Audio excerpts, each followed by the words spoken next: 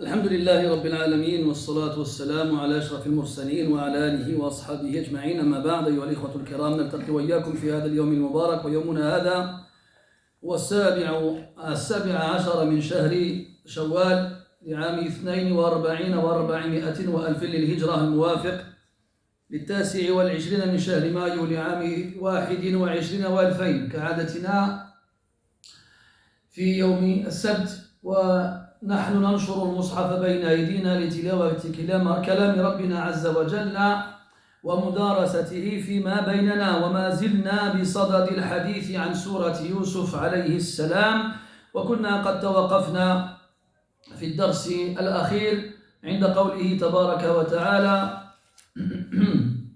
أو عند آخر قوله عز وجل: قال لا يأتيكما طعام، إلى أن قال: إني تركت ملة قوم لا يؤمنون بالله وهم بالآخرة هم كافرون.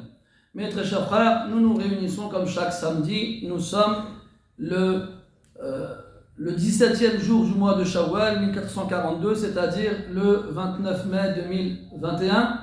Comme chaque samedi, grâce à Allah subhanahu wa ta'ala, nous nous réunissons dans une de ces demeures afin de lire ensemble sa parole et de l'étudier entre nous. Nous sommes toujours dans l'étude du chapitre coranique dédié à l'histoire du prophète Yusuf alayhi salam. Nous nous sommes arrêtés lors du cours précédent au 37e verset de cette sourate.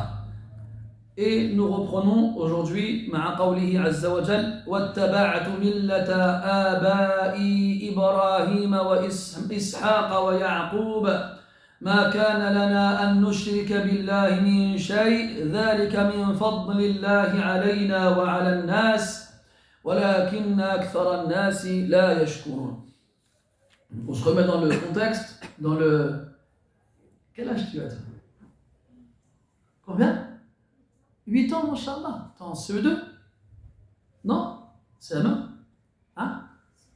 CE1? Est-ce qu'à l'école, ta maîtresse, elle te laisse manger du chewing-gum comme ça ou pas? Elle te laisse pas, hein? Voilà, c'est pareil. Moi, quand je te vois marcher, ça me donne faim, j'ai envie de manger moi aussi. Là. Tu vas jeter, s'il te plaît?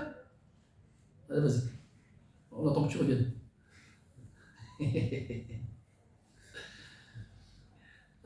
Qu'est-ce qu'on disait? T'as une poubelle juste à l'entrée là-bas. Quand tu sors, t'as une poubelle juste là-bas. Juste là, à côté des escaliers.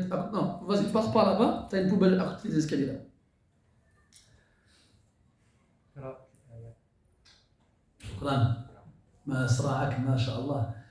Donc, on a lu donc on arrive au 38e verset. On revient au contexte dans lequel cette parole a été dite. Vous vous souvenez, يوسف عليه السلام دخل السجن ثم لحق به فتيان. Donc Yusuf عليه السلام rentre en prison, puis le rejoignent deux personnes de jeune âge. Puis ces jeunes personnes ثم هذان الفتيان لاحظ صلاح يوسف عليه السلام وحسن تعامله مع أهل السجن. Donc les gens, ces jeunes-là, ils remarquent la piété de Yusuf عليه السلام. Et il remarque aussi son bon comportement et sa bonne relation avec les gens de la prison. Alors, ils lui font part d'un rêve qu'ils ont fait tous les deux. Et Yusuf alayhi salam, d'abord, il leur parle, il leur dit qu'il va leur annoncer le menu de la nourriture qui va leur être préparée avant qu'elle ne leur soit servie.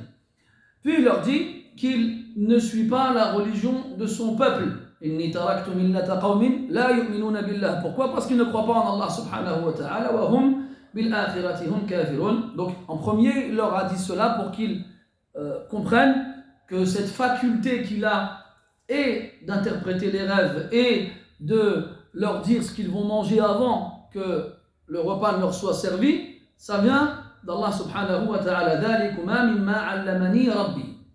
C'est donc le wahi. Et c'est pas takahun, c'est pas un devin.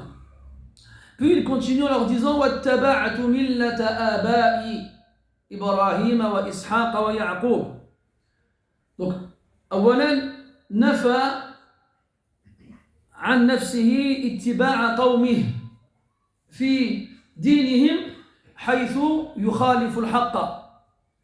Donc, la première des choses qu'il leur a dit, c'est qu'il à délaisser la religion de son peuple parce qu'elle s'oppose à la vérité. طيب وهل يكون المرء بغير ملة؟ لا بد للمرء من ملة وإن زعم أنه غير متبع لملة من الملل. Est-ce qu'il est possible que quelqu'un se retrouve sans religion? C'est faux. Même si cette personne prétend ne rien suivre comme religion, forcément elle sera sur une voie. Elle sera sur une voie. وثمة عبارة مشهورة بين أهل العلم متداولة على ألسنتهم وهي الكفر إيش؟ أحسنت الكفر ملة واحدة فإن اختلفت عقائدهم وأسماؤهم فيتفقون جميعا في الكفر. Il y a une expression connue, réputée, qu'on entend souvent dans la bouche des savants, c'est la mécréance est une seule et même religion. Même si les gens ont des religions différentes, des croyances différentes, même s'ils leur donnent des noms différents, ils se réunissent tous dans al-batil, dans le faux. وكما أن الإسلام دين الأنبياء من لدن آدم إلى محمد عليهم الصلاة والسلام, et comme l'islam est une seule et même religion, et c'est la religion de tous les prophètes, depuis Adam alayhi salam jusqu'au prophète Muhammad sallallahu alayhi wa sallam. Donc tout ce qui s'oppose à l'islam sera batil, faux. Et donc, lui il dit qu'il ne suit pas la religion de son peuple. Les kufrihim billah, parce qu'ils ont renié Allah subhanahu wa ta'ala. Puis il dit واتبعت ملة آبائي. سبق أن قلنا أن الملة بمعنى الدين. واتبعت ملة آبائي. وقال اتبعت ولم يقل قلدت. لأن الناس إما أن يقلدوا دين آبائهم جهلا منهم وإما أن يتبعوا هذا الدين. Il a dit j'ai suivi al-ittiba'. Donc nous quand on suit nos parents, soit on les suit avec science et clairvoyance, soit on les imite. Soit on les imite. Comme Allah dit subhanahu wa ta'ala على لسان المشركين إنا وجدنا آباءنا على أمة وإنا على آثارهم مهتدون. وقال بعد ذلك وإنا على آثارهم مقتدون. Comme Allah Ta'ala il rapporte la parole des associateurs, ils disent nous avons trouvé nos pères, nos ancêtres ala umma, ay ala din, sur une religion. Wa inna ala atharihim muhtadun. Et nous ne faisons que nous guider par leurs traces ou les prendre comme exemple. Donc, les gens en général, ils ne suivent pas leurs ancêtres, ils les imitent avec ignorance, sans chercher à comprendre, comme ça, traditionnellement. Et ici il dit inni taba'tu bal qala wattaba'tu millata aba'i. Mais j'ai suivi cette religion-là, la religion de mes pères. قال أهل العلم يستدل بمثل هذه الآيات على أن الأجداد آباء لأن إسحاق وإبراهيم أجدادهم. Donc ça c'est le genre de verset où dont les savants se servent pour dire que les grands-pères sont des pères. Il a dit j'ai suivi la religion de mes pères. Puis il a dit son père Yaqub et le père de son père Ishaq et le grand-père de son père Ibrahim. إذن اتباع الآباء على الحق واجب واتباعهم على الباطل حرام. وهذا يوافق نهي النبي صلى الله عليه وسلم على الافتخار بالآباء في الباطل واتباعهم في الباطل وما أشبه ذلك. Et ça correspond et ça appuie et ça coïncide avec l'interdiction du prophète sallallahu alayhi wa sallam qui nous interdit de nous vanter de nos pères. Ana ibn Fulan, Ana ibn Allan, je suis le fils d'un tel, mon père c'était Kana Abi Kada, ou bien Kana Ajdadi Kada, mes ancêtres étaient ainsi. Yusuf alayhi salam, il a dans ses ancêtres des prophètes. وسبق معنا الحديث الذي يقول فيه النبي صلى الله عليه وسلم عن يوسف عليه السلام أنه الكريم ابن الكريم ابن الكريم ابن الكريم. Donc on a vu ensemble le hadith où le prophète dit sallallahu alayhi wa sallam que Youssouf c'est le noble. Et là Karim dans le sens de noble. Pourquoi? Une noblesse de par sa lignée. Pourquoi? Parce qu'il est un prophète, fils de prophète, fils de prophète, fils de prophète. Donc ici, cette noblesse, elle est tirée du rang de ses ancêtres, qui est le plus haut rang dans la hiérarchie humaine. C'est la prophétie. Donc lui, s'il suit la religion de ses pères, c'est parce qu'ils étaient à al-haq. C'était des prophètes. Et lui aussi, comme eux, il est un prophète. Donc il suit la révélation. Quand on sort Al-An'am, Allah Ta'ala il parle des prophètes, il en cite un certain nombre, plus d'une quinzaine, puis il dit وَمِنْ آبَائِهِمْ وَذُرِّيَّاتِهِمْ وَإِخْوَانِهِمْ. Il dit, après avoir cité le nom de certains prophètes, il dit et dans leurs ancêtres, et leurs descendance, et leurs frères. Puis il dit un peu plus tard أُولَٰئِكَ الَّذِينَ آتَيْنَاهُمُ الْكِتَابَ وَالْحُكْمَ وَالنُّبُوَّةَ. Voici ceux à qui nous avons donné le livre, le jugement et la prophétie. وَاتَّبَعْتُ مِلَّةَ آبَائِ إِبْرَاهِيمَ وَإِسْحَاقَ وَيَعْقُوبَ. وهذا يؤيد قوله عليه الصلاة والسلام الأنبياء إخوة لعلات دينهم واحد وأمهاتهم شتى.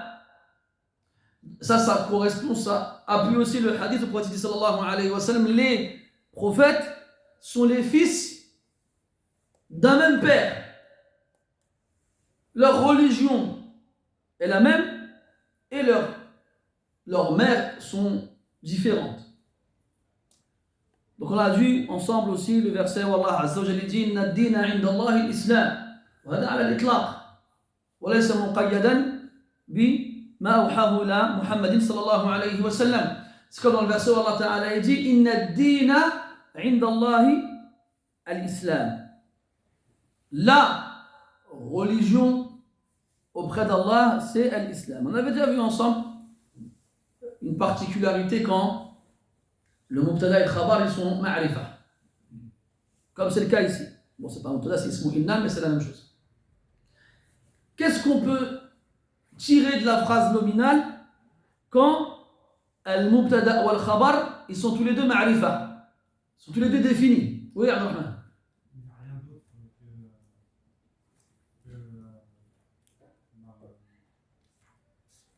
Il n'y a rien d'autre Oui, vas-y. Il n'y a rien d'autre que ce din. Aïe, bon, maqboul. C'est accepté. Il n'y a rien d'autre. Pour reprendre les mots d'Abdurrahman. Ça vous suit où المقصود الحصر. هذا من أساليب الحصر. C'est l'exclusivité. Le hasr, c'est un style linguistique en arabe important parce qu'il va mettre la lumière sur l'élément évoqué et exclure tout ce qui n'est pas évoqué. C'est comme le hadith où le prophète sallallahu alayhi wa sallam ad-din al-nasiha ou bien al-hajju arafa. Dans une phrase nominale classique, le mubtada il est ma'rifa et le khabar il est nakira.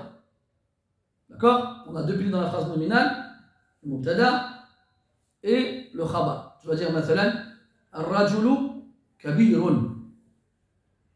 L'homme est grand.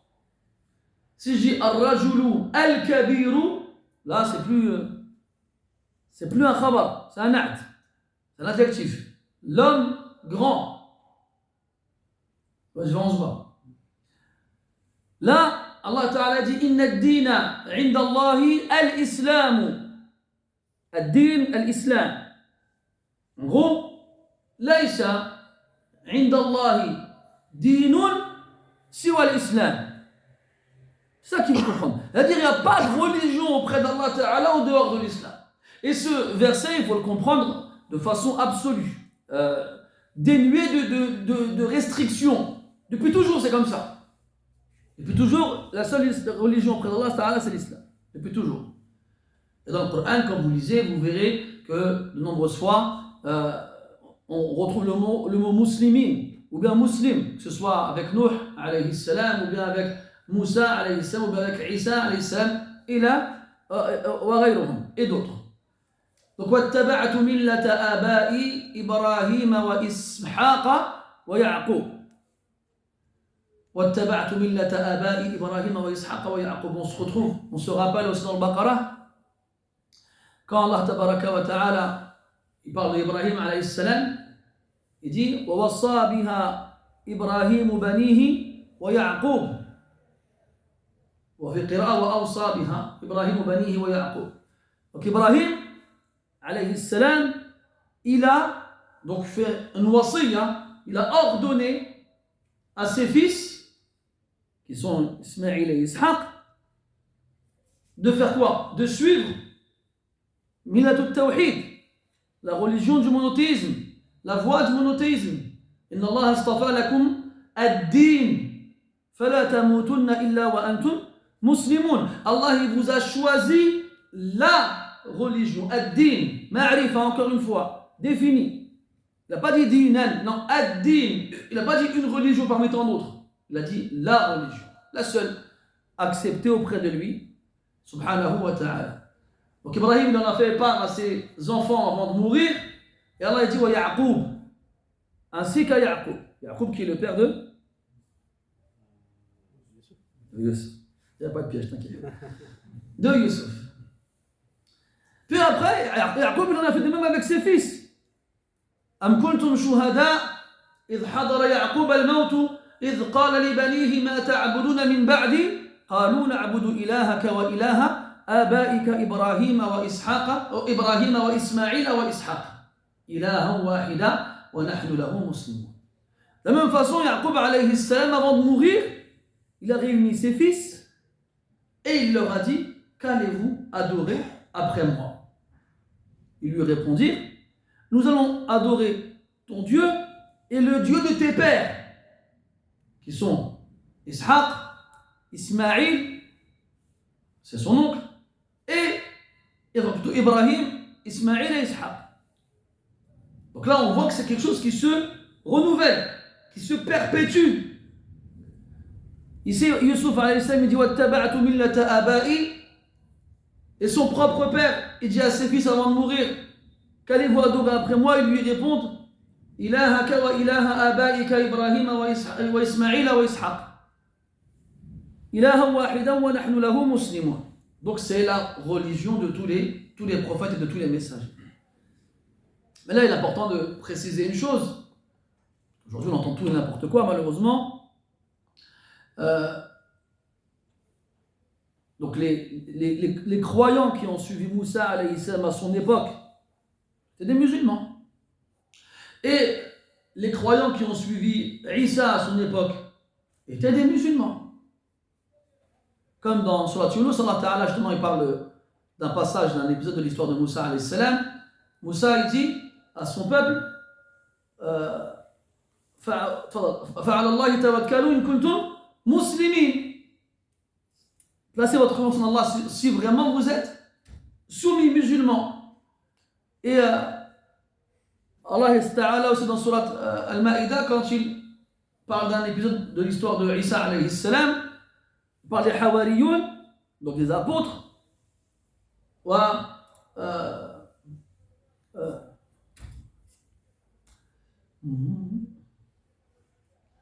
وإذ أوحيت إلى الحواريين أن آمنوا بي وبرسولي قالوا آمنا واشهد بأننا مسلمون. Donc Moussa il en a parlé, il a dit à ceux qui l'ont suivi Et كذلك Allah il les a définis comme ça, ceux qui ont suivi Isa alayhi salam, l'islam. Ça c'était du vivant de ces prophètes-là, bien entendu. Après, le prophète Mohammed sallallahu alayhi wa sallam soit envoyé, il n'y a plus de croyants s'ils ne suivent pas le prophète alayhi salatu wassalam. Il n'y en a plus, c'est fini. Même s'ils croient en Moussa alayhi salam, ou bien ils croient en Isa alayhi salam, s'ils ne croient pas en Mohammed sallallahu alayhi wa sallam, fahuwa kafir. C'est un mécréant. C'est pas un croyant. Tout à l'heure, on en entend vraiment tous les jours, c'est fatigant. Il y a quelqu'un qui me parle d'un das qui a eu lieu sur Internet, parce qu'aujourd'hui, avec Zoom et compagnie, là, il veut faire un das, il fait un das. Mais ce qui est extraordinaire, c'est qu'il y a une ibara qu'on entendait avant, qu'on voit se réaliser aujourd'hui réellement. Et il nous disait avant, il nous disait, Man takallama sumi'a lah, wa man kataba quri'a lah, wa man qama julisa lah. La boute. On entendait, il nous disait avant, toute personne qui parle, il trouvera quelqu'un pour l'écouter. Toute personne qui écrit quelque chose, il trouvera quelqu'un pour le lire. Toute personne qui se lève, il trouvera des gens qui s'asserront devant lui. Bon, je suis assis. Oui, donc quelqu'un qui a écrit un livre. Inch'Allah, c'est fort ça aussi. Qui a écrit un livre. Dans ce livre-là, cette personne elle raconte son expérience quand sa mère elle est morte. Et donc cette personne-là, elle a voulu faire elle a voulu en faire profiter les gens. Elle a fait un salon sur Zoom et les gens se sont inscrits pour écouter donc ce qu'elle avait à dire. Et donc elle disait que quand sa mère elle est morte, ils étaient contents. C'était comme un jour de Eid, c'était le plus beau jour de leur vie. Oh. Extraordinaire quand même ça. Et لقوة حسن ظنهم على ما زعموا بأمهم كانوا يرونها من أهل الجنة. Donc tellement ils avaient une bonne opinion de leur mère, ils la voyaient comme étant parmi les gens du paradis. طبعا nous, on a une bonne opinion des musulmans, on l'écoute, c'est obligatoire. Mais comme ils disent les ulama dans les livres de Aqaïd, ils disent نرجو للمحسن ونخشى للمسيء. ولا نشهد لأحد بعينه بجنة أو بنار. هكذا علمنا أو تعلمنا من علمائنا. Ils disent que nous espérons pour le bienfaisant, nous craignons pour le malfaisant, et on n'atteste pour personne, pour aucun individu, qu'il fera partie des gens du paradis ou de l'enfer. Sauf ceux, bien sûr, qui ont été évoqués dans le Wahi. Donc là, c'est pas ça. Après, cette personne-là, elle est partie dire oui, si jamais parmi vous il y a des convertis, eh bien, continuez à espérer. Si jamais votre père ou votre mère ils sont morts sans s'être convertis, continuez à espérer. On ne sait jamais, ça se trouve Allah va leur pardon. Qu'est-ce que tu racontes? Et ce qui est étonnant, c'est que c'est des gens qui prétendent avoir un attachement au Coran. Est-ce que vous le lisez, ce Coran? Vous faites quoi avec?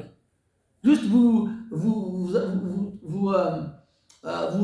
vous en servez pour avoir des belles voix. C'est quoi le but en fait de la lecture du Coran?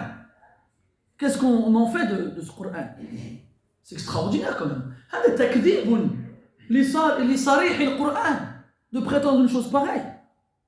Allah dit subhanahu wa ta'ala وليست التوبة للذين يعملون السيئات حتى إذا حضر أحدهم الموت قال إني تبت الآن ولا الذين يموتون وهم كفار. عجيب هذا. Allah a dit le repentir n'appartient pas à ceux qui font des mauvaises actions jusqu'à ce que la mort se présente à l'un d'entre eux. Il dit maintenant je me repens. Non, ça marche pas.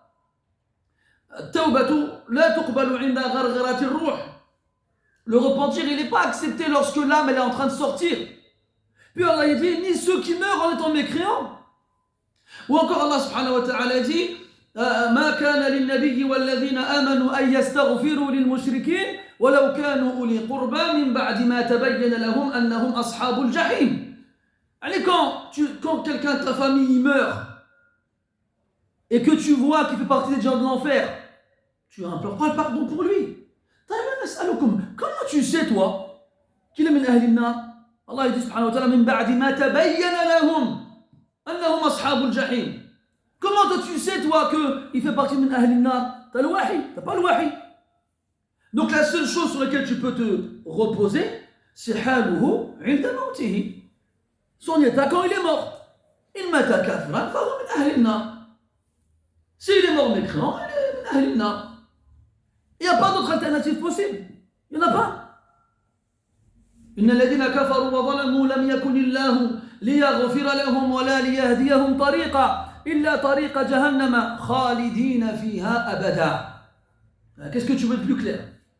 Ceux qui ont mécru et ont été injustes, et le premier dhulm qui vient à l'esprit c'est le shirk. إن الله تعالى يقول إن الشرك لظلم عظيم. L'association est la pire des injustices. Donc ceux qui ont mécru et qui ont été donc injustes, lam yakunillahu liyaghfira lahum. Lam al-juhud. Allah il va pas leur pardonner, ni les guider vers une voie. Wala liyahdiyahum tariqa illa, si ce n'est la voie de l'enfer. Khalidina fiha abada. Où ils demeureront éternellement. Éternellement. Et dans l'Ahzab, Allah Ta'ala dit Inna alladhina kafaru sawfa nusrihim nara. Non, c'est ça. Inna alladhina kafaru Inna Allah la'ana al-kafirina wa a'adda lahum sa'ira khalidina fiha abada. Allah il a maudit les mécréants et leur a préparé une fournaise où ils demeureront éternellement. Et Allah dit dans le djinn وَمَنْ يَعْصِ اللَّهَ وَرَسُولَهُ فَإِنَّ لَهُ نَارَ جَهَنَّمَ خَالِدِينَ فِيهَا أَبَدًا. Donc toi tu viens, tu lis le Coran, tu lis ces versets, puis à la fin tu dis non, quelqu'un qui meurt mécréant, il y a moyen. Et Allah Ta'ala, il ne revient pas sur sa parole. Ou là, Allah dit subhanahu wa ta'ala la yubaddalu al-qawlu laday. La parole ne change pas auprès de moi. D'autres versets innaha kalimatun huwa qailuha. Khlas. Allah il ne revient pas sur ses paroles. Il n'a pas révélé sa parole à son dernier messager, qui est donc son dernier message à l'humanité, pour que il nous dise non, finalement j'ai changé d'avis. Non, Allah il ne revient pas sur sa parole subhanahu wa ta'ala. Il l'a dit, c'est comme ça, ce sera comme ça. Inna Allah la yaghfiru an yushraka bihi. Inna Allah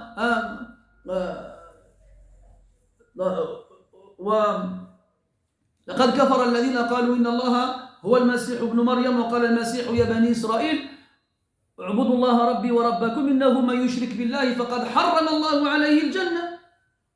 Et les versets sont nombreux à ce sujet-là. Viens pas toi après, tu fais un zoom sur internet, t'invites qui tu veux, les gens ils y vont, tu leur dis non, les frères et les sœurs qui sont convertis, dont les parents ils sont morts en mécréants, continuez à faire des doigts, peut-être qu'Allah il va. Comment ça peut-être qu'Allah il va faire très attention à ces choses. Après, il y a des gens qui viennent qui critiquent certains musulmans en leur disant ouais, mais eux ils font que parler de tawhid, on dirait il n'y a que ça. Mais regardez, on en est où? Regardez. On arrive à une époque où les gens ils croient que non, en fait, ces versets-là, en fait, il ne faut pas leur accorder de crédit. Oui, Allah il l'a dit, mais peut-être que. Comment ça peut-être que? Si toi tu doutes, Allah il doute pas. Mais qu'est-ce que c'est que ça en fait?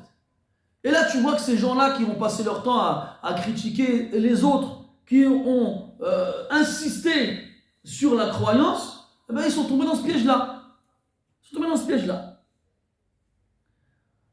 Donc, il ne faut pas non plus être négligent dans la base de ce qui fait toi un musulman. Et il faut se dire que cette base-là, il faut la protéger. Il faut la préserver. Parce qu'elle n'est pas infaillible. Tu peux la perdre. Tu peux l'annuler. T'imagines toi? Tout à l'heure, tu crois que tu es musulman. Tu arrives devant Allah. Non, tu ne l'es pas. Non, tu n'as pas su croire correctement. Tu as eu des croyances qui annulaient la base de ta foi. Ce n'est pas des choses à prendre à la légère quand même. Ala kulli hal. Et d'ailleurs, Youssouf nous donne le meilleur exemple. On en a parlé la dernière fois. Yabda bil aham fal muhim. Là, il y a deux hommes qui veulent nous parler de rêve. Et lui, il leur dit, j'ai délaissé ma religion, j'ai suivi celle de mes pères. Pour leur faire comprendre qu'avant de savoir c'est quoi, quels sont vos rêves, et quel est leur sens, il y a des choses plus importantes à connaître. Parce qu'aujourd'hui, tu reçois des questions extraordinaires. Est-ce que les extraterrestres existent? Est-ce qu'il y a des dinosaures? Et après, ça change quelque chose dans ta vie? Qu'il y ait des extraterrestres ou qu'il y ait des dinosaures? Toi, aujourd'hui, en tant que musulman, qu'est-ce que ça change dans ta vie?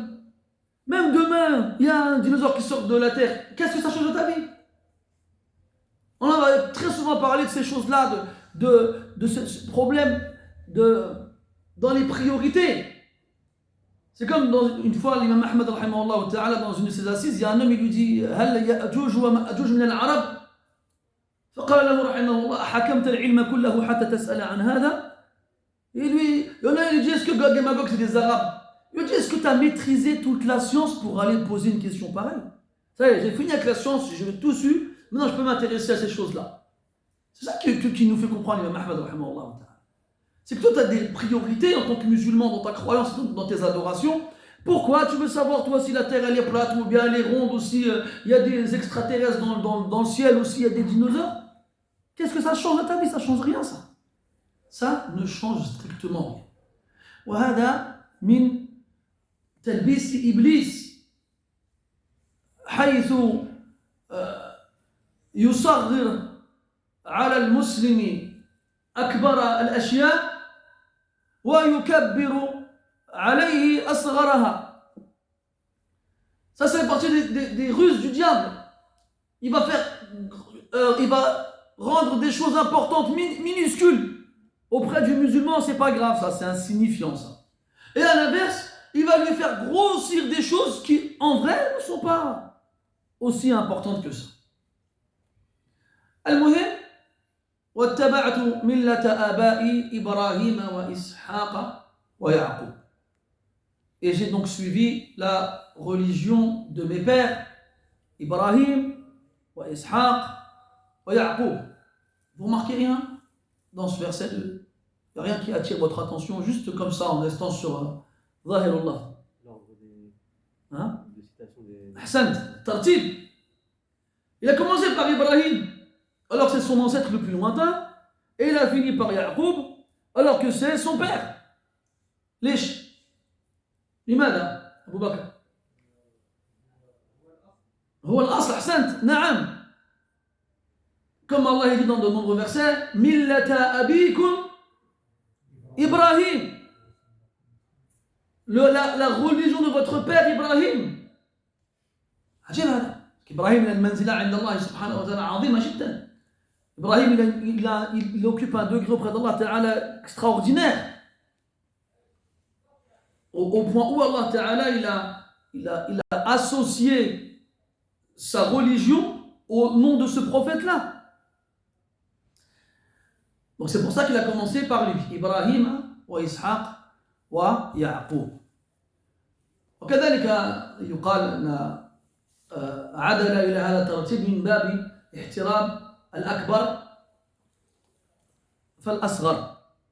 Et aussi, on peut dire que cet ordre-là, il a été choisi dans un but de respect des plus grands, puis ensuite de ceux qui les suivent. واتبعت ملة آبائي إبراهيم وإسحاق ويعقوب ما كان لنا أن نشرك بالله من شيء.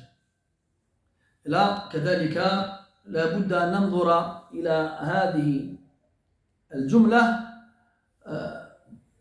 بعين النحويين حتى نستخرج من بعض الأساليب فوائد عديدة. Et là encore une fois,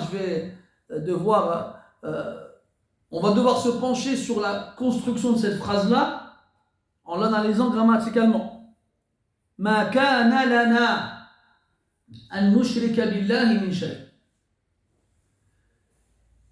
Et ici, on a une forme de négation particulière. ما كان لنا أن نشرك بالله عفوا من شيء. Donc si on traduisait ça littéralement, c'est pas possible en français. Il n'y a pas de forme qui pourrait littéralement traduire cette phrase-là.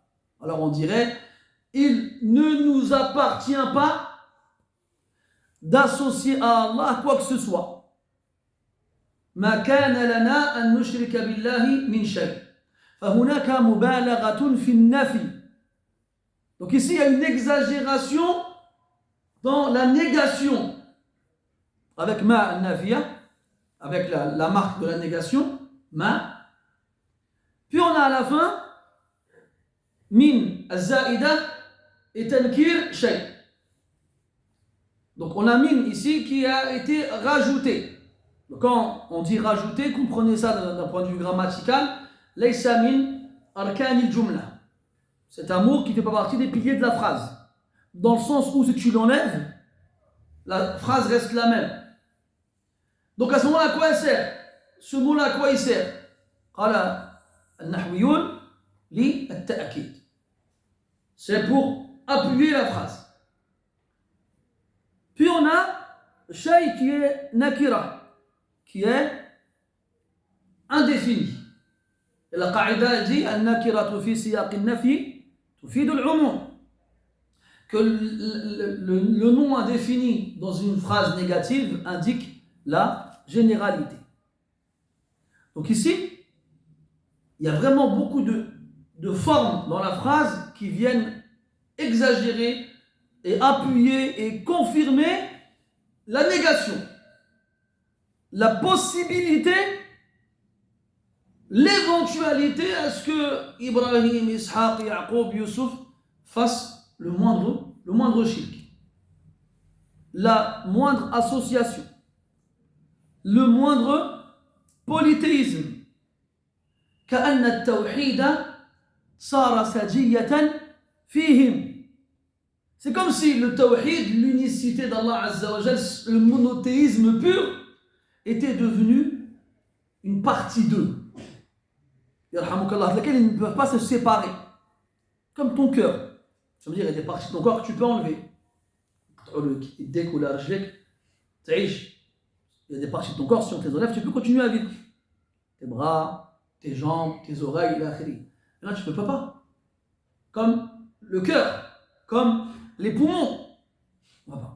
Donc cette exagération et cette confirmation de la négation, elle a pour but de donc montrer l'impossibilité d'une quelconque éventualité à ce qu'ils associent quoi que ce soit à Allah Azza wa Jal, et ce qui veut dire que le tawhid chez eux, il a une place énorme. Une place énorme qui les empêche de faire du shirk. ومن ثم تفهم أهمية التوحيد.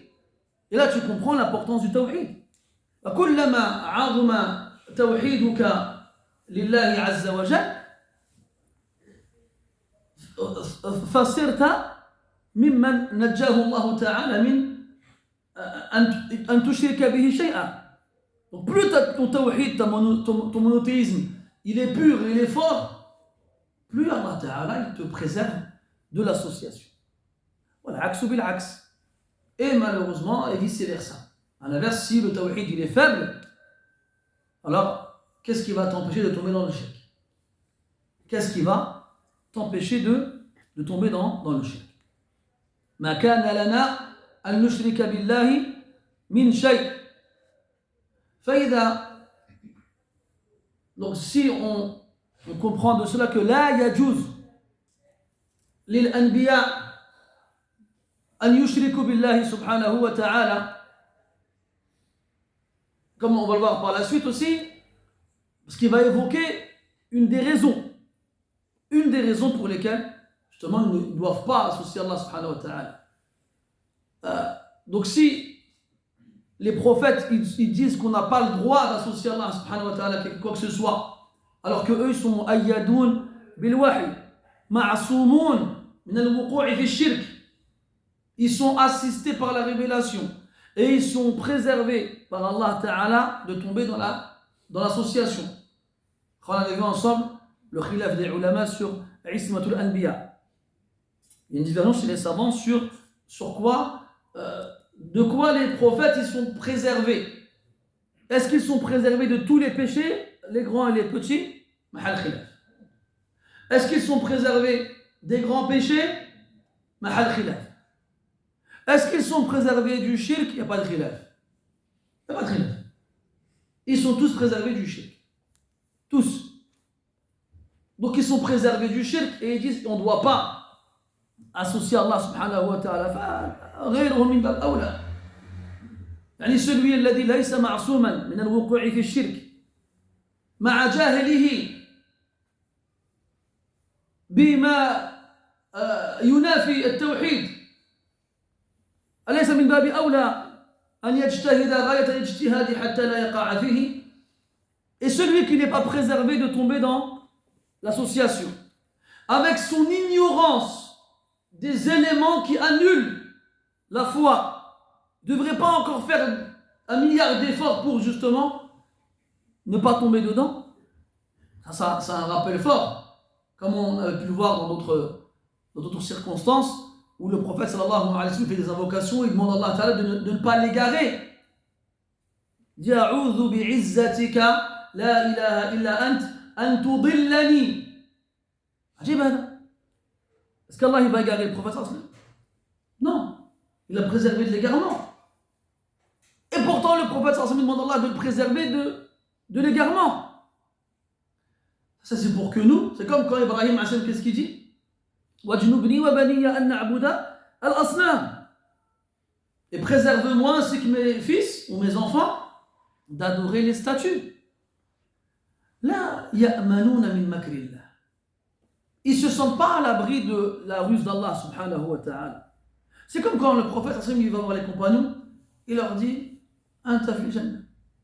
Il dit à Abu Bakr, il dit à Omar, Othman, Ali et aux 6 autres Anta fil jannah. Anta min ahli jannah. Est-ce que après que ces compagnons ils aient reçu cette bonne nouvelle, tarakul amal wa a'tamadu ala al-bushra? Est-ce qu'ils ont délaissé les actions et ils se sont reposés sur la bonne nouvelle? Là, بالعكس. Ils étaient encore plus dans les bonnes actions, ils avaient encore plus peur de tomber dans le piège, de se sentir à l'abri de la ruse d'Allah subhanahu wa ta'ala. Afa aminu makra Allah, fala ya'manu makra Allah illa al-qawm al-khasir. Qui se sent à l'abri de la ruse d'Allah si ce n'est le peuple des perdants, des vaincus? Donc ça, imagine-toi, mets-toi dans cette situation-là. Personne n'est venu te dire tu vas être préservé de tomber dans le shirk. Personne n'est venu te dire tu vas aller au paradis. Et pourtant, masha'Allah, on se voit tous comme étant des élus promis au paradis sans faire grand-chose. Donc ce genre de versets, il y en a beaucoup dans le Coran, ils doivent nous faire réfléchir. Il y a des gens qui te posent des questions, ils te disent comment faire le tadabbur. Beaucoup de gens ils comprennent mal le principe du tadabbur. Parmi les formes de tadabbur, ce genre de choses. Tu as un verset, tu as des prophètes qui te disent Ma kana lana nushrika billahi min shay. Tu t'arrêtes, tu dis oh, subhanallah. On n'a pas le droit d'associer Allah à quoi que ce soit. Alors qu'Allah il nous préserve du shirk. Et qu'est-ce qu'on doit dire nous alors? Qu'est-ce qu'on doit dire? Et le shirk il a dit Akhfa من النملة في هذه الأمة. Dans un hadith, il dit sallallahu alayhi wa sallam que le shirk il est plus caché encore qu'une fourmi, plus difficile à distinguer qu'une fourmi dans cette communauté. Et pourtant, malheureusement, ça ne nous interpelle pas. وكذلك يقال أن المبالغة في النهي وتأكيده بما سبق ذكره يفيد أن من معاني النفي هنا النهي. Donc ça on le comprend indirectement, mais cette construction de la phrase, cette exagération dans la négation, cette confirmation par les différents éléments évoqués, eh bien, il nous fait comprendre ici que la négation a le sens de l'interdiction. La négation a le sens de l'interdiction. On avait déjà vu ça aussi, que l'interdiction elle a plusieurs formes dans les textes. Elle a plusieurs formes. Donc soit on va employer la particule qui sert à exprimer l'interdiction, donc là, nahiya, ou bien des fois on va l'exprimer différemment, comme par exemple avec l'emploi du verbe ijtanib, mais va à l'opposé de, sans qu'on ait la moindre forme de négation dans la phrase. فاجتنبوا الرجس من الأوثان واجتنبوا قول الزور مثلا. اجتنب, c'est un nahi. C'est en apparence c'est un ordre, mais yuradu bihi al-nahi, derrière lequel on veut l'interdiction. Et là ici, la phrase négative, c'est une phrase informative. Vous savez, vous avez le khabar et l'insha. Il y a la phrase donc, qui va donner une information, et il y a la phrase qui va donner un ordre ou une interdiction. Eh bien, ici, même s'il n'y a pas de forme d'interdiction dans le verset, eh bien, tous ces éléments, quand on les cumule ensemble, on va comprendre que c'est une interdiction. ما كان لنا ما جاز لنا أن نشرك بالله من شيء. هكذا تفهم هذه الآية. C'est comme si disait, il ne nous est pas permis d'associer à Allah Ta'ala quoi que ce soit. Min shay. Puis il dit, ذلك من فضل الله علينا وعلى الناس. Cela fait partie de la grâce d'Allah sur nous et sur les gens. طيب ما هو المقصود؟ هو يعني عدم وقوعهم في الشرك أم يريد اختيار الله عز وجل له ولآبائه حيث جعلهم رسلا يقتدي بهم الناس. À quoi il fait référence quand il dit ذلك اسم الإشارة? Il indique quelque chose. Est-ce qu'il fait référence au fait qu'il ne leur est pas permis d'associer quoi que ce soit? Ou bien est-ce qu'il fait référence au fait qu'Allah Ta'ala les choisit ainsi que ses ancêtres, Ibrahim, Ishaq et Yaqub, pour être des prophètes? Et que les gens les prennent comme exemple. Et que les gens les suivent. ذهب أكثر المفسرين إلى القول الثاني. La plupart des mufassirin ont choisi le second. Comme quoi, فضل الله عز وجل عليه وعلى الناس, c'est cette grâce de la part d'Allah Ta'ala sur lui, ses pères et sur les gens, c'est qu'Allah a fait d'eux des messagers. Et cette révélation qui fait d'eux des messagers, c'est un fadl et c'est une rahma. Une rahma, c'est une miséricorde. Allah Azza wa Jalla dit dans Surat Az-Zukhruf, وقال الذين كفروا لولا نزل هذا القرآن على رجل من القريتين عظيم أهم يقسمون رحمة ربك. Ceux qui ont mécru dire pourquoi ce Coran n'a pas été révélé sur un homme important d'une des deux villes. على رجل من القريتين عظيم. C'est quoi les deux villes? C'est quoi les deux villes? من القريتين. Oui, Abd Rahman. Taïf et Inch'Allah, toi, tu as trouvé la plus difficile à trouver. Ça va? لا لك أحسنت. طائف مكة. طائف مكة. Allah il répond ensuite أهم يقسمون رحمة ربك. Est-ce que ce sont eux qui partagent la miséricorde de ton Seigneur? Et Ar-Rahman, c'est quoi? Al-Nubuwa. C'est eux qui choisissent à qui Allah fait miséricorde en le choisissant comme messager. Al-Nubuwa, Rahma, wa fadl min Allah subhanahu wa ta'ala. La prophétie, c'est une miséricorde qu'Allah Ta'ala il donne à qui il veut parmi ses serviteurs, et c'est aussi une grâce qu'il donne à qui il veut parmi ses serviteurs. Voici la grâce d'Allah, il la donne à qui il veut. Et aussi, le fait qu'Allah Ta'ala il envoie des messagers aux gens, c'est un fadl, et c'est une rahma. كذلك Allah Ta'ala dit وَمَا أَرْسَلْنَاكَ إِلَّا رَحْمَةً لِلْعَالَمِينَ. Nous ne t'avons envoyé que comme miséricorde envers tout le monde. Et c'est aussi un fadl selon ce verset ذَلِكَ مِنْ فَضْلِ اللَّهِ عَلَيْنَا وَعَلَى النَّاسِ. مِنْ فَضْلِ اللَّهِ عَلَى النَّاسِ, أن أرسل إليهم رسلا يرشدونهم ويهدونهم. Parmi la grâce d'Allah Ta'ala aux gens, c'est qu'il leur a envoyé des messagers qui leur montrent la voie à suivre et qui les guident. Comme Allah Ta'ala dit au prophète sallallahu alayhi wa sallam, innaka latahdi ila siratin mustaqim. Et certes, tu guides vers un droit chemin, tadulluhum ala at-tariq. Tu leur montres la voie à suivre. ذلك من فضل الله علينا وعلى الناس. وكذلك يقال أن الفضل عام في حق الأنبياء وأتباعهم وهو أعظم نعم الله عز وجل على عباده وهي نعمة الإيمان والتوحيد. Et aussi, on peut dire que ce fadl auquel il fait référence, cette grâce, c'est une grâce générale pour tous, que ce soit les messagers ou ceux qui les suivent. C'est le bienfait de la foi. Le fait qu'Allah Ta'ala ait été donné, la meilleure des choses qu'il donne à ses serviteurs, c'est de croire en lui. Dans le hadith, An-Nabawi, يقول عليه الصلاة والسلام إن الله يعطي الدنيا لمن يحب ولمن لا يحب ولا يعطي الدين إلا لمن يحب. Allah il donne ce bas monde à celui qu'il aime et à celui qu'il n'aime pas. Donc le fait que quelqu'un il ait beaucoup de ce bas monde, c'est pas une preuve qu'Allah il aime. Par contre, Allah ne donne le din qu'à celui qu'il aime. Faqat. C'est tout.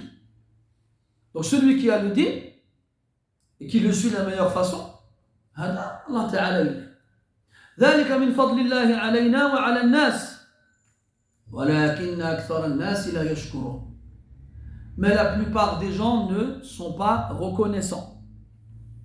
فإذا أرسل الله عز وجل إليك رسلا وأعطاك نعمة الإيمان فكيف يكون شكرك لله عز وجل على هذه الأمور؟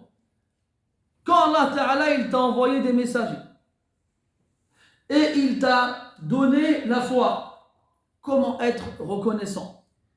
Comment?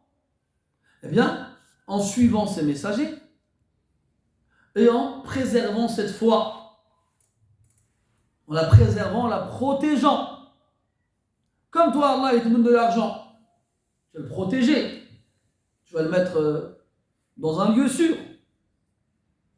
Quand tu as des choses de valeur, imagine quelqu'un que tu aimes beaucoup. On va prendre un exemple. Ton père, toute sa vie, il avait une montre. Puis, sur son lit de mort, il enlève sa montre, il te la donne. Il dit, tiens, on le dit. Puis il meurt. Cette montre-là va avoir une grande valeur pour toi. Cette montre-là, tu ne vas jamais la quitter. Tu vas faire attention à ne pas l'abîmer, à ne pas la casser. Tu vas faire attention à ce qu'on ne te la vole pas, à ne pas la perdre. Parce que elle représente beaucoup pour toi. Qu'est-ce qu'on doit dire alors de l'iman? Donc parmi les façons de remercier Allah, c'est pas de dire Alhamdulillah الذي جعلنا مسلمين. هذا سهل. هذا يقوله أي أحد. N'importe qui le dit ça. C'est facile de dire oui, alhamdulillah, on est des musulmans, on est content, mashallah et tout ça. Non. Toujours, il est important de remettre le shukr, la reconnaissance, la gratitude dans le contexte où il est évoqué. Si Allah Ta'ala dit walakinna akthara an-nasi la yashkurun, ça veut dire que Allah il leur donne des bienfaits et ces bienfaits-là ils ne s'en servent pas pour être reconnaissants envers Allah subhanahu wa ta'ala. Donc il les gâche. Et comme on sait qu'Allah Ta'ala il nous rajoute quand on est reconnaissant, eh bien il nous prive quand on est ingrat. Quand on est ingrat. Et c'est pour ça que des fois, wal'iyadu billah, بعض الناس يسلبون الإيمان في حين أو في وقت هم أحوج الناس إليه. Donc on voit que certaines personnes, on leur retire la foi à des moments où ils en avaient le plus besoin. À des moments où ils en avaient le plus besoin. كذلك aussi, malheureusement, on rentre dans la routine. On se lasse. Ça y est, des musulmans, nos journées se suivent et se ressemblent. Après, voilà, on se lasse. C'est pour ça que deux choses. La première, la budda min tajdid hada al-iman. Kullama istata'ta ilayhi sabila. Premièrement, il faut constamment renouveler cette foi. Constamment. وفي الحديث قال عليه الصلاة والسلام إن الإيمان يبلى كما يبلى الثوب فجددوا إيمانكم. La foi s'use comme les vêtements s'usent. Tu as un vêtement, tu l'aimes, tu le portes souvent, puis à force de le porter, tu as un bouton qui s'enlève, puis tu as un trou qui apparaît au niveau de l'aisselle, ou bien j'en passais d'autres. Donc soit si ce vêtement tu y tiens, bah, tu vas le renouveler. Le bouton est parti, tu vas le remettre.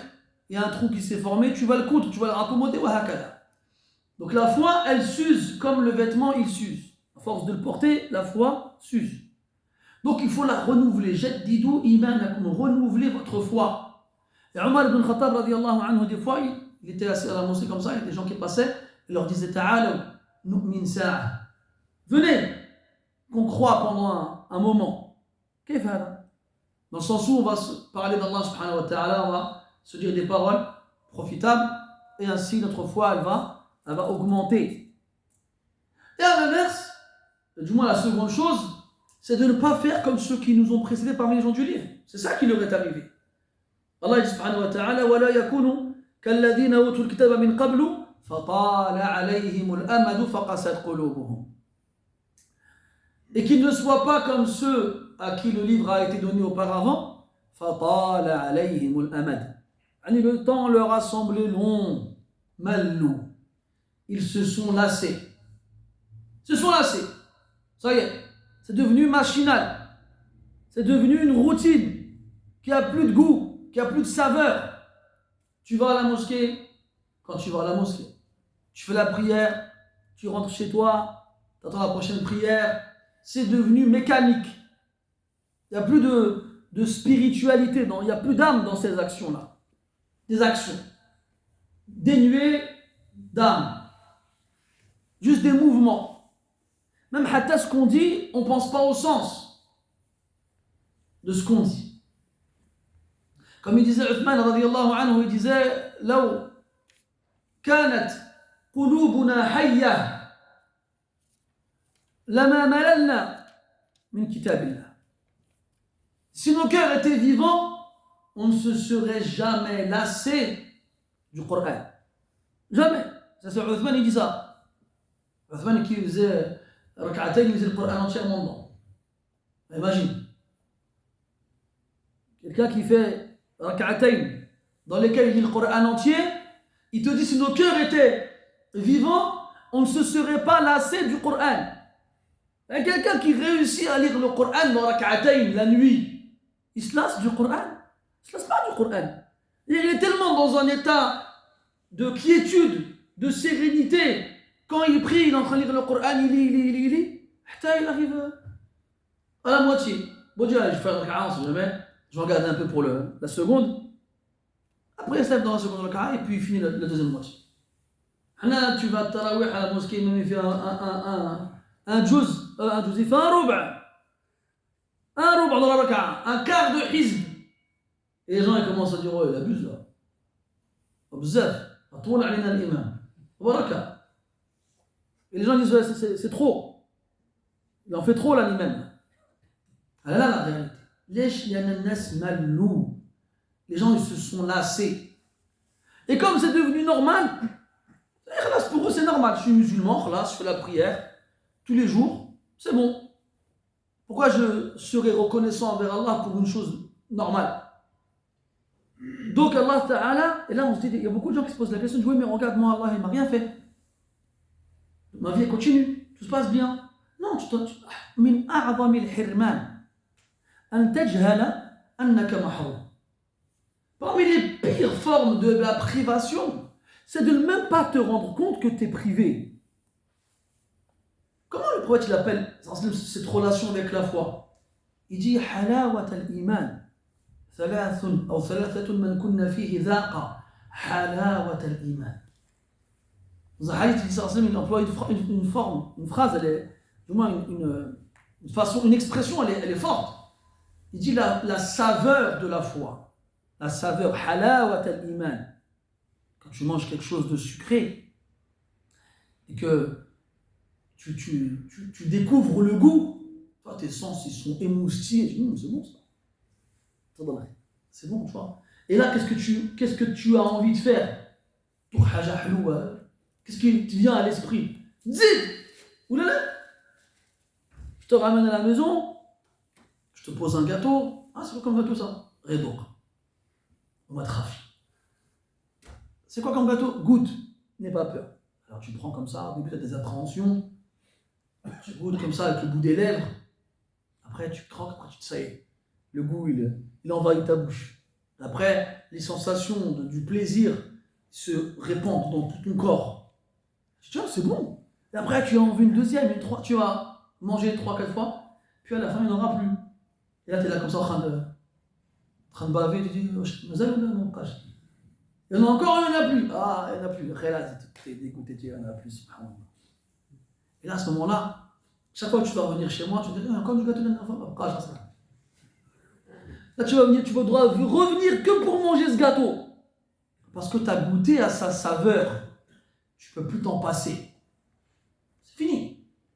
Tous ici, qui avons grandi avec la cuisine de la maman, quand on a grandi, on s'est marié, on est parti, on a goûté d'autres plats. Mais subhanallah, toujours on dit, ma mère, tu vas dire quoi? Non, il n'y a pas un couscous comme celui de ma mère, il n'y en a pas. Où il n'y a pas un loubia, où il n'y a pas l'adès ou la mouhem. Il n'y en a pas. Pourtant, tu vas manger des bons plats chez les gens. Les gens aussi savent préparer à manger. Tu vas le trouver bon. Voilà, tu ne pourras pas t'en passer. Même pendant que tu manges l'adès chez les gens, tu dis, ah, il est bon. Tu dis quoi? Je vais aller chez ma mère, je vais lui dire, on occupe pas ça, l'adès. C'est ça cette relation qu'on devrait avoir avec la foi en vrai. Quand tu y goûtes, tu ne peux plus t'en passer. Tu veux toujours plus. Tu veux toujours en avoir ce goût dans la bouche. La saveur de la foi. Ça y est, ça y est. On s'est lassé. C'est comme chez certains pendant Ramadan, tous les soirs, harira. Alors, au bout d'un moment, on a marre de harira. Ça fait rien de harira. Certains, ils ne sont pas d'accord avec moi ici, mais en tout cas, ils se lassent de manger toujours la même chose. Même s'il l'aimait beaucoup, au bout d'un moment, il ne veut plus en manger. Ça, il y en a marre. Et bien, on a cette relation avec l'iman. Et après, يقل شكرنا لله عز وجل على هذا الإيمان حتى ينعدم. Et donc forcément, comme c'est devenu quelque chose de banal, de classique, de normal, on s'en est lassé, alors forcément, on va moins être reconnaissant envers Allah pour ce bienfait, jusqu'à ne plus l'être du tout. ولكن أكثر الناس لا يشكرون. لا يشكرون. Tous ici en tant que musulmans, si on demande est-ce que tu aurais aimé vivre à l'époque du prophète, le voir, il est avec toi, tu l'entends parler, tu l'accompagnes, n'importe quel musulman normal, il répondrait bien sûr. Il répondrait bien sûr. Qui te garantit qu'en arrivant devant lui, tu vas le suivre, l'écouter, lui obéir? Est-ce que tu le fais aujourd'hui? Est-ce que tu es conscient que ça fait 15 siècles que cette religion-là, les gens ils se sont battus, ils sont morts pour qu'elle nous arrive, qu'Allah t'a choisi parmi des milliards de personnes et qu'il a voulu que cette religion elle vienne jusqu'à toi sans que tu n'aies à faire le moindre effort? Et t'en es conscient de ça? Est-ce que tu en es conscient? ولكن أكثر الناس لا يشكرون. La plupart des gens ils ne sont pas reconnaissants. Donc على وجه الخصوص يعني على نعمة الإيمان وعلى نعمة إرسال الرسل. C'est-à-dire précisément ici, la plupart des gens ne sont pas reconnaissants, ne remercient pas. C'est-à-dire pour le bienfait de la foi et aussi le fait qu'Allah nous envoie des messagers.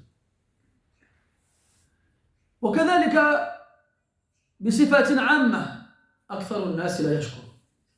Et aussi de façon générale, dans tous les bienfaits d'Allah subhanahu wa ta'ala, la plupart des gens ne sont pas reconnaissants. ونظير هذه الآية قوله سبحانه وتعالى وقليل من عبادي الشكور. Et aussi dans ce même sens, le verset où Allah subhanahu wa ta'ala dit mais la plupart des gens ne sont pas, ou plutôt peu de mes esclaves, de mes serviteurs, de mes créatures sont reconnaissants. Shakur. Et très peu d'entre eux. Donc très peu d'entre eux sont shakur et beaucoup d'entre eux ne sont pas reconnaissants. Et ضد الشكور c'est quoi? Ahsant, al-kafour. C'est quoi l'inverse du shakur? Du reconnaissant? C'est le kafour, l'ingrat. Inna al-insana la kafurun mubin. Un grand ingrat, l'être humain. Tout ce qu'Allah te donne comme bienfait, et il n'y a pas de remerciement, il n'y a pas de gratitude. Et donc, quand on revient au début du verset, le fait qu'un prophète dise à des hommes avec lui en prison qu'il a suivi la religion de ses pères, donc pour ceux qui sont fiers de leurs pères, de leurs ancêtres, mais qui ne les suivent pas, ça ne te sert à rien d'être fier, de te vanter de tes ancêtres si tu ne les suis pas dans le khayr, bien sûr, dans le haqq, dans le bien. Et à l'inverse, ceux qui suivent leurs pères et leurs ancêtres dans le batil, يضرهم ذلك. إذا كان الذي يفتخر بصلاح أجداده لا ينتفع بصلاحهم إذا لم يكن متبعا لهم فكذلك الذي يفتخر بفساد أجداده وهو متبع لهم. Donc soit tu te vantes de tes ancêtres dans le fait que c'était pieux. Mon grand-père il était imam, mon père était hafiz al-Qur'an, mon arrière-grand-père il a fait le hajj, et toi la imam ou la Qur'an ou la hajj. Et alors, donc qu'est-ce que tu gagnes toi à dire mon père, mon grand-père il a fait? Tu ne vas pas tirer de profit de cette vantardise. Et de l'autre côté, celui qui se vante de ses pères dans le batil, dans le mal et dans le faux et qui les suit, c'est sûr qu'il va, à défaut de profiter de cela, il va s'en nuire. واتبعت ملة آباء إبراهيم وإسحاق ويعقوب ما كان لنا أن نشرك بالله من شيء ذلك من فضل الله علينا وعلى الناس ولكن أكثر الناس لا يشكرون. ايش رايكم نزيد ولا نتوقفوا عن هذا؟ Le prochain verset il est court, puis après il fait اشياء. Bon, rapidement. يا صاحبي السجن يا صاحبي السجن. Donc là il y a deux choses. Dans le verset suivant, il s'adresse à لا يناديهم باسميهما إما لجهله بهما. Donc première des choses, Ya sahibay as-sijn, oh mes compagnons de la prison. Il ne les appelle pas par leur nom. Pourquoi? Peut-être qu'il ne les connaît pas tout simplement, ou peut-être qu'il a voulu les rapprocher de lui par un point qu'ils ont en commun. كلهم في السجن وكلهم اشتركوا في هذه الصفة. Ils sont tous en prison. Et ils sont tous liés par cette caractéristique-là. Et quand on est dans la même galère, on se rapproche les uns les autres. C'est pour ça que les gens en enfer, ils vont essayer de se rassurer en se disant « Inna kullun fiha ». On y est tous. Ils vont essayer de s'encourager les uns les autres à supporter. Allah leur dira Il leur dira patientez ou supportez ou ne le faites pas, ça ne changera rien. Mais en temps normal, quand toi tu es touché par une situation, et tu sais que quelqu'un est touché par la même, eh bien ça vous rapproche. Tu arrives le jour des résultats de l'examen, tu cherches dans la liste des admis, tu ne le trouves pas. Alors, tu vas regarder dans ceux qui ont échoué, tu le trouves. Alors tu vois les autres là-bas, ils sont en train de sauter de joie, on a réussi, on a gagné, toi t'es là, j'ai perdu.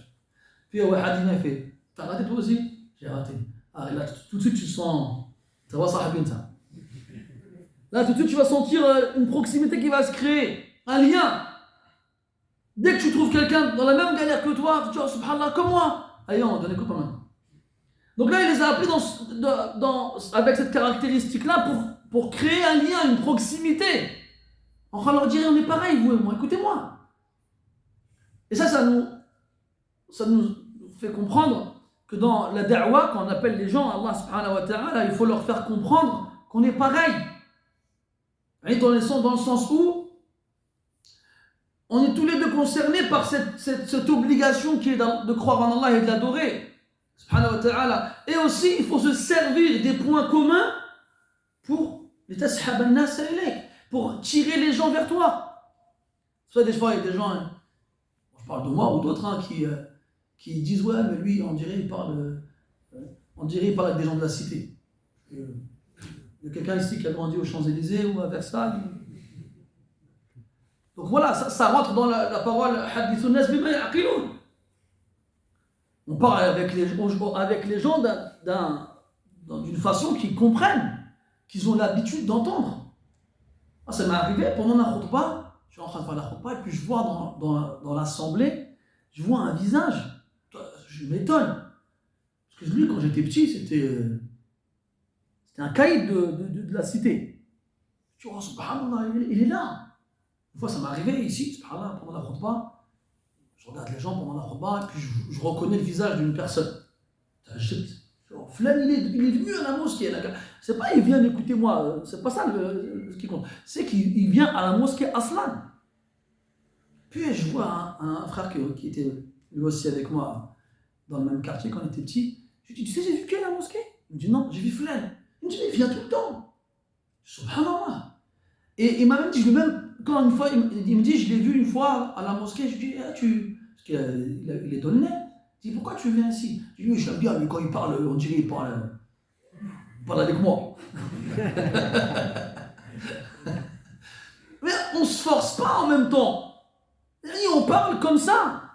On a parlé comme ça toute notre vie. Tu veux quoi que je lève le doigt comme ça et je vous dis, que pensez-vous de notre nomenclature actuelle en Europe centrale? J'emploie des mots. C'est pas ma nature et c'est pas non plus la vôtre. Je ne suis pas en train de dire que vous parlez pas ce langage, mais généralement, dans ce genre de ville, de circonstances, les gens ils parlent de la même façon. Il ne faut pas se forcer à être ce qu'on n'est pas. Il faut rester naturel. Et donc, il faut mettre en évidence les points communs. Pour que la personne ne se dise pas « Ah, laisse tomber lui, je ne pourrais jamais l'écouter, de toute façon... on n'est pas du même milieu. »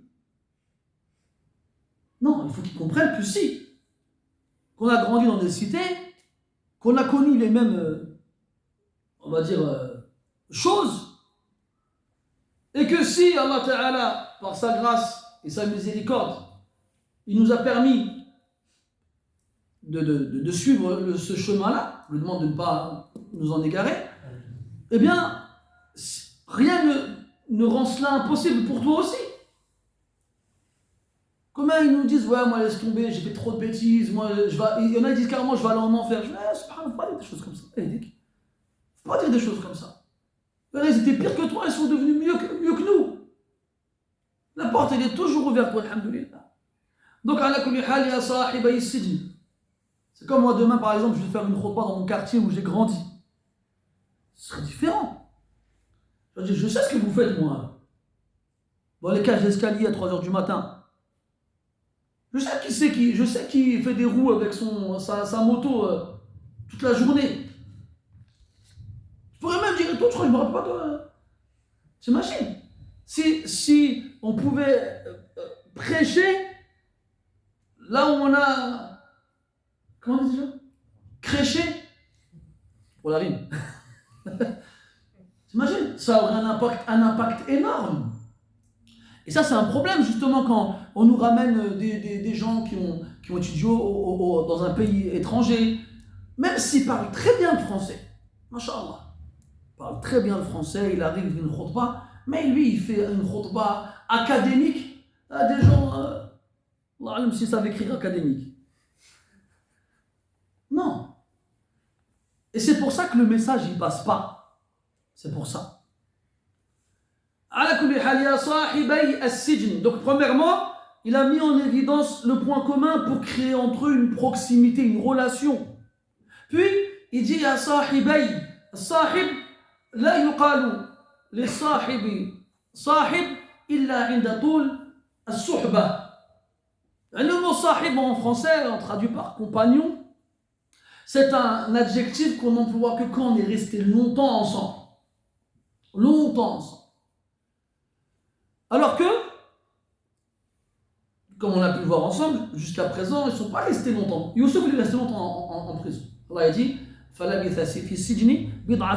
il est resté en prison quelques années. Puis après, deux jeunes, ils sont rentrés avec lui. Donc eux, ils viennent d'arriver en fait. Même s'il s'est passé quelques temps entre le moment où ils sont arrivés et le moment où ils ont demandé à Youssouf d'interpréter le rêve, c'est pas non plus très longtemps. Mais c'est comme s'il voulait leur faire comprendre qu'ils allaient rester longtemps avec lui.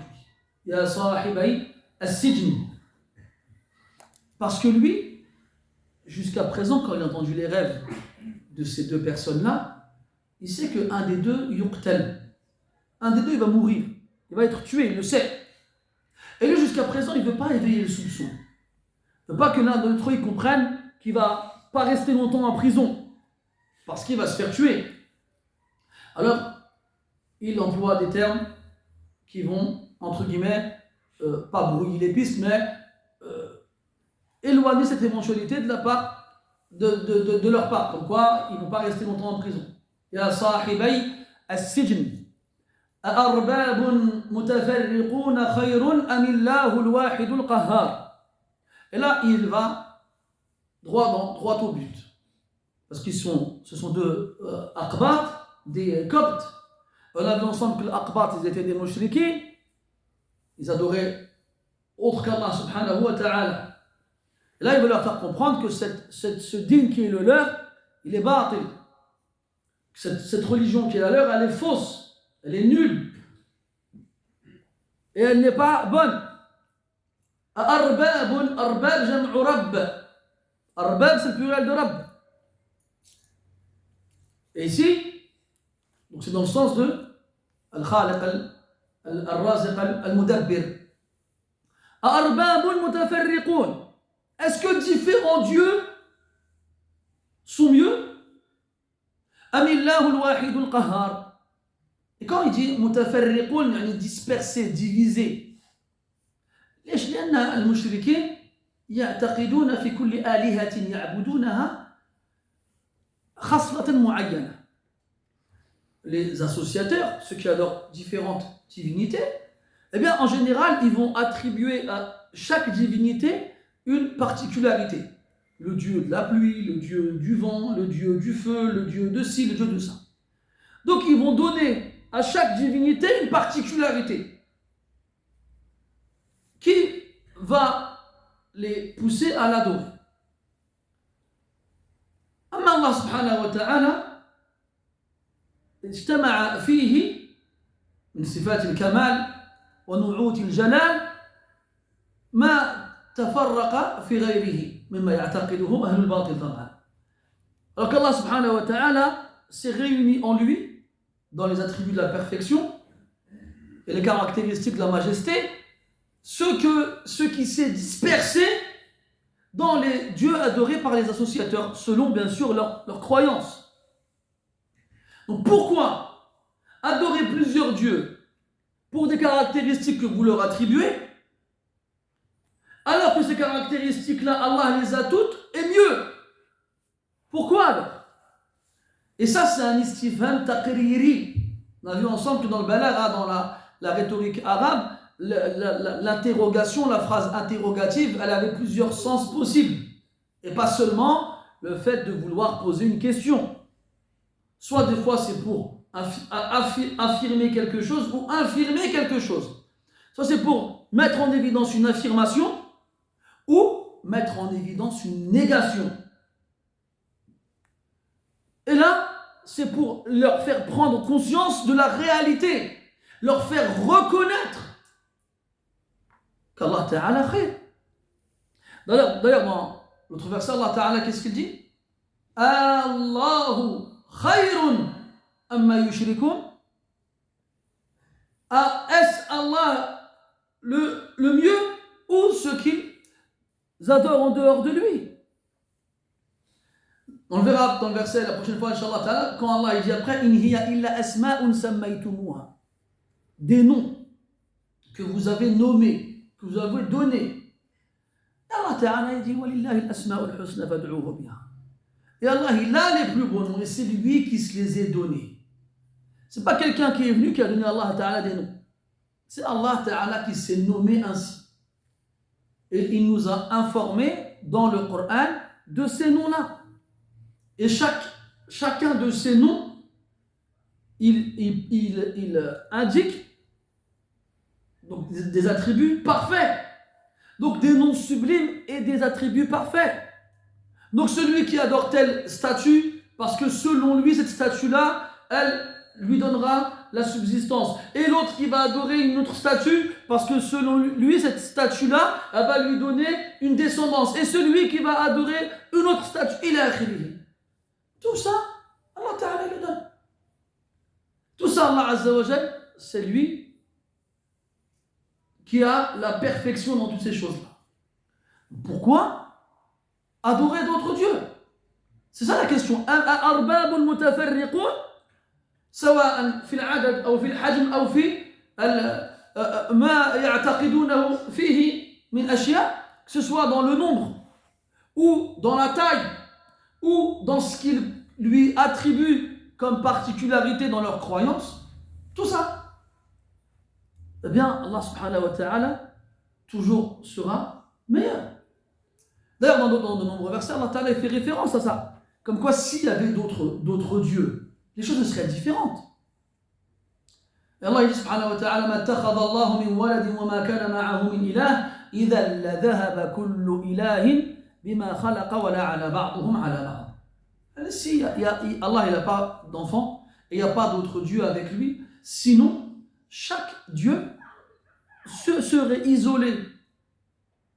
إذا لذهب كل إله بما خلق, chacun se serait isolé avec sa création et ils auraient essayé d'avoir le dessus les uns sur les autres. Et Allah dit subhanahu wa ta'ala dans l'autre verset, لو كان فيهما آلهة إلا الله لفسدتا. S'il y avait d'autres dieux dans les cieux et la terre en dehors d'Allah, eh bien il y aurait le chaos. Il y aurait un chaos. Chaque dieu aurait essayé d'avoir le dessus sur l'autre. Il y aurait une guerre. Et ce serait le chaos dans la création. Il y aurait des créations différentes, il y aurait... Bref. Et là, dans tous ces versets, Allah Ta'ala, il nous montre l'incohérence, l'illogisme de croire qu'il y ait plusieurs dieux. Même d'un point de vue logique, c'est pas possible. أأرباب متفرقون خير أم الله الواحد القهار. Ces deux noms-là viennent dans le Coran 6 fois de suite, à 6 reprises. Et chaque fois, ils sont cités ensemble. On n'a pas le Qahar tout seul, on n'a pas le Wahid tout seul. Ils viennent toujours en couple, ces deux noms-là. Le Wahid, le Qahar, ils sont indissociables. Le Wahid, l'unique, الذي لا ثاني له. L'unique. Le seul. Comme quand Allah Ta'ala dit قُلْ هُوَ اللَّهُ أَحَدٌ. L'unique, le seul. Al-Qahhar. الذي يقهر عباده. فتجب عليهم طاعته طوعا وكرها. Le qahar, c'est celui qui impose. Et pourquoi le qahar il vient toujours avec le wahid? Parce que soit tu es qahir, soit tu es maqhour. Tu ne peux pas être les deux. Qahar, c'est celui qui impose, et le maqhour, c'est celui qui subit cette imposition. Et d'ailleurs, dans le Coran, on a le qahir et on a le qahar. وهو القاهر فوق عباده. C'est l'action de l'qahr qui est imposée. Le qahar, le qahir, celui qui impose. Et le qahar, c'est siratul mubalagha, l'exagération dans le qahr. Et le qahar, c'est le ghalib, celui qui a le dessus, celui qui impose, celui qui a la supériorité, celui qui force les autres, celui qui les asservit, celui qui les humilie. Et pourquoi le qahar il vient toujours avec al-wahid? Parce qu'il n'y en a qu'un seul qui a cette position-là. Il n'y en a qu'un seul qui peut être qahar, un seul. Il ne peut pas y en avoir deux, c'est pas possible. Parce que soit il y a un qahar, comme on a dit, soit tu es qahir, soit tu es maqhour. Mais le qahar, wahid. Il n'y a qu'un seul qahar, un seul, c'est Allah subhanahu wa ta'ala. Donc ça vient avec le reste de la question. Arbabun mutafarriqun. Est-ce que différents dieux séparés, divisés, sont mieux? Ou bien Allah, al-wahid, l'unique, al-qahar, celui qui impose, celui qui a le dessus, et celui sur lequel on ne peut pas avoir le dessus, et celui à qui on ne peut rien imposer. On ne peut rien lui imposer. Et c'est là que tu comprends pourquoi ces deux noms ils viennent ensemble et pourquoi ils ne sont pas séparés. Qahar dans le Coran il vient que avec le wahid. Pour faire comprendre qu'il n'y a qu'un seul qahar. Un seul. Il peut y en avoir plusieurs. Et le Dieu, il impose. Et personne ne lui impose quoi que ce soit. Et s'il y avait d'autres dieux, alors ils tenteraient de s'imposer les uns les autres leur loi. Et ça revient au verset qu'on a cité tout à l'heure. ما اتخذ الله من ولد وما كان معه من إله إذا لذهب كل إله بما خلق ولا على بعضهم على بعض. L'autre verset لو كان فيهما آلهة إلا الله لفسدتا. Il y aurait eu le chaos dans l'univers, dans la création, s'il y avait plusieurs dieux. Donc on revient, toutes les perfections que les associateurs attribuent à leur divinité, eh bien Allah Ta'ala il les a toutes et mieux. Puis, Allah Ta'ala, il a le dessus. Et ces attributs de la perfection, il les a réellement. Alors que les divinités adorées en dehors d'Allah, eux, ce ne sont que des noms qu'on leur attribue. Quand ils disent que la statue Flania, elle donne la subsistance, ou la descendance, ou l'opulence, ou autre, c'est que des noms qu'on donne à ces statues. Ce n'est pas des réalités. Alors qu'Allah Azza wa Jal, c'est des noms qui s'est donné lui-même et c'est des réalités. Regardez comment, en quelques mots, on a tous ces sens qui viennent frapper au visage. Et que quelqu'un qui adorerait d'autres statues ou des statues ou bien des divinités prétendues, tu lui dis ça parce qu'on a dit, vous vous souvenez la dernière fois, on avait dit que l'Aqbat, ils croient en Allah Azza wa Jal. Malgré leur association et qu'ils croyaient en l'au-delà, alors que les Cananiyoun, qui sont le peuple d'origine de Ibrahim alayhi salam, ils ne croient pas au jour de la résurrection, en la résurrection. Donc il y a un asl, il y a une base.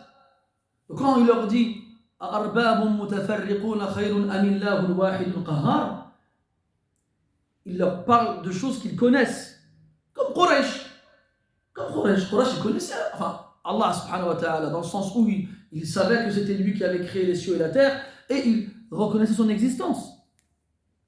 Et quand le prophète leur a dit de délaisser leur Dieu pour adorer qu'Allah subhanahu wa ta'ala, qu'est-ce qu'ils ont dit? Aja'ala al-alihata ilahan wahida. Est-ce qu'il a fait de tous les dieux un seul? Ils n'ont pas accepté cela. Même s'ils ont reconnu qu'Allah était le créateur et ils reconnaissent son existence, ils n'ont pas voulu reconnaître qu'il était le seul à mériter l'adoration. Donc il leur parle de choses qu'ils connaissent. mais qu'ils ne comprennent pas et qu'ils n'appliquent pas correctement. Donc ça rentre encore dans hadithun nas bima ya'qilun. Parler aux gens en fonction de ce qu'ils comprennent et avoir le sens des priorités. Ne pas venir interpréter des rêves alors que c'est un mushrik et qui va mourir, mais il ne le sait pas. Et que s'il meurt mushrik, il va rester en enfer éternellement. Ça te montre aussi le souci de Yusuf alayhi salam pour que les gens ils ne meurent pas dans le shirk. Ça c'est un souci que le prophète il avait et tous les prophètes ont eu alayhi salatu wassalam, et que tout croyant devrait avoir, surtout ceux qui ont des proximités avec les mécréants. Nous qui avons grandi dans un pays comme la France, on a tous autour de nous des camarades de classe ou des collègues au travail ou bien des voisins dans l'endroit où on habite qui ne sont pas musulmans. Et pourtant pour lesquels on éprouve une certaine sympathie parce qu'ils sont gentils. Eh bien, on devrait s'efforcer de les appeler Allah Azza wa Jal parce qu'on ne veut pas qu'ils meurent dans la mécréance, on ne veut pas qu'ils meurent ainsi et qu'à la fin ils finissent en enfer éternellement, que jamais ils n'en sortent.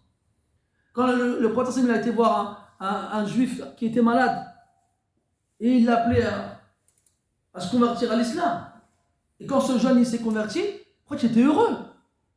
Il sortit chez lui en disant Alhamdulillah alladhi anqadahu min an-nar. Il était content. Il a remercié Allah de l'avoir sauvé de l'enfer.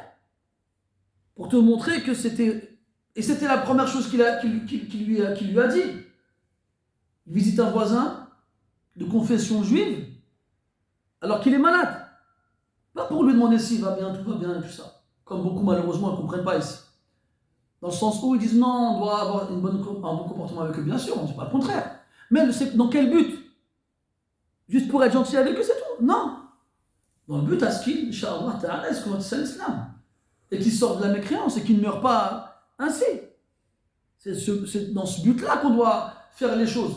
Pas juste être de bons citoyens gentils avec ses concitoyens, c'est tout. Non. Il faut vraiment espérer leur guider et faire les causes pour qu'Allah les guide.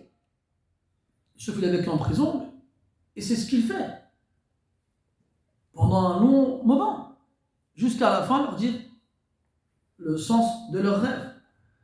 وعلى كل حال نسأل الله سبحانه وتعالى أن يجعلنا هداة مهتدين. Qu'Allah fasse de nous des guides bien guidés et qu'il mette dans notre poitrine ce souci que les gens autour de nous rentrent dans l'islam. Allah il a appelé ça un fath. إذا جاء نصر الله والفتح ورأيت الناس يدخلون في دين الله أفواجا. Quand tu vois les gens rentrer dans la religion d'Allah Ta'ala en masse, c'est un fath, c'est une victoire. Et le fatih, le victorieux, لا يكون إلا مسرورا. Il ne peut être que heureux. Et il a dit sallallahu alayhi wa sallam أن يهدي الله بك رجلا واحدا خير لك من حمر النعم.